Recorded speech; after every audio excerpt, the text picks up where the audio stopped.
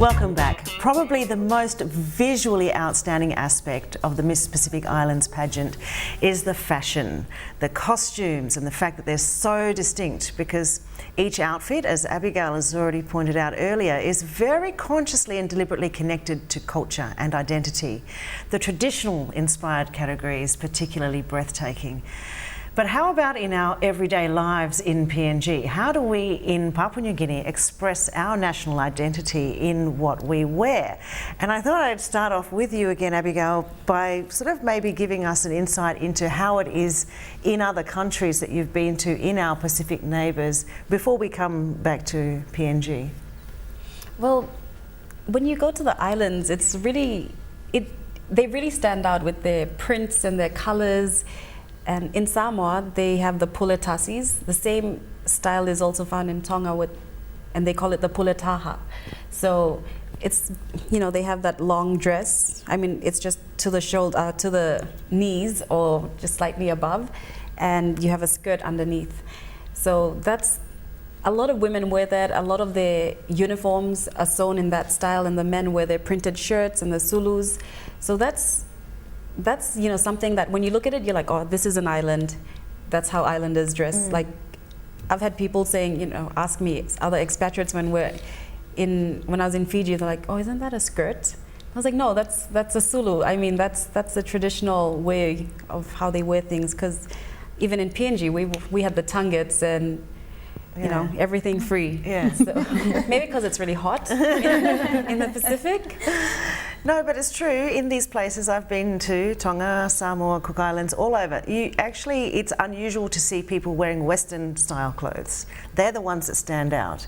And that culture is just, it's not even thought about. It just is. They will just conform to, I love it. Yeah. I think it's great. I mean, in terms of our national identity, like, I just, this is just Highlands. Everybody knows that. Thanks, Dad.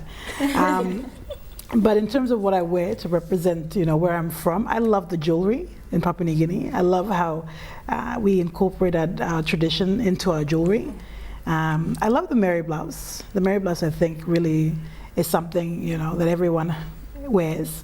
I like a different style, though. I'm not a fan of the big overflowy things. I like to add a bit of shape here and there. But yeah. Yeah, Mary blouse, yes, definitely. Cleo, what about you? I think Bilum is more, my identity towards my Highland side is my Bilum. Yeah. And when I go home, I get different styles of Bilum, and my aunts say, this is for school, this is for work. And I carry it with pride, because when women, weave the Bilum, they say, it's weaved with love and with the culture and the history, that, everything goes into one, and it's a package of, like, being a PNG woman. And that certainly says identity, right? No matter where you travel in the world, you see a Bilum, and it doesn't matter who it is, whether it's a white person or a yellow person, brown, green, whatever. So most of the time it's another Papua New Guinean, but you will feel automatically that you will go and actually say, hey, hi, where did you get that, first of all? First question, That's so true, huh? But the Mary blouse is an interesting thing. I mean, that to me is probably the peak garment of Papua New Guinea. I know that the Vanuatu have their own version, and the Torres Strait have a different version. So how do you feel about Mary blouse, wearing a Mary blouse? I love it, personally. I think from my end, the Goroka side, Mary blouse is a big thing when you're actually initiated, into becoming a woman, or when you're, being handed over to your husband. All your relatives bring all these blouses and this, when you wear a blouse, it just shows the community that you're a woman. But then it comes back to style, you want to be. Yes.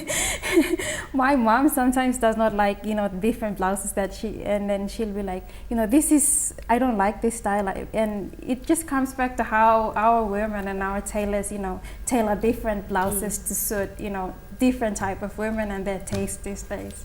Yeah, but what styles of Mary blouse do you like, Abigail, if you... Well, yeah, I wear Mary blouse every now and then, but I like the mission colors from Morobe. Yeah, that's my preferred Mary blouse. What are they like? I should know this. Yeah. Okay, I thought without the sleeves. Oh yeah, okay, the USA. Oh, So yeah, we yeah. call it usa, which actually, you know what that means? What? So I used to think it was just a traditional word, but it actually stands for USA. So it's the it's the backpack that the soldiers used to wear, had that sleeve, right? So they would say that we want the USA style, which is like, you know, it's not a it's USA. That is new. Is it more common in the Highlands? I don't know. New Guinea Islands. I mean, you Oh, go yeah. to Kokopo and they have, you know, the best meriblasses for sale at the markets, I've been told. A lot of people sort of find them a little bit, you know, modern women, like people are starting to wear belts because they want them to have a bit of shape, and like it was deliberately. I mean, there's a great quote I've got here from a sister apologetica of the Seven Wounds, is obviously a Christian missionary from time before, and here's her description of what the meriblas must be. It must be discreet, easy to make, and be designed to hide the most obvious female appurtenances and extremities, and by all means cover the female lower appendages, colloquially known as legs. May God have mercy. That's so it was designed. It was deliberately designed to show nothing. You know, you was just like you wear a flour sack. You know, that's sort of the origins of it. But I do love how we've taken it. We've got, you know, we express ourselves through the colours and the prints that we use, and I noticed that some women like them short. Some women like the full length, but I think the meriblas is here to stay, and I don't really care what it looks like on me because I think it's the most comfortable, hands down, clothing to ever wear. And I'm not looking at myself. That's your problem if you don't like it.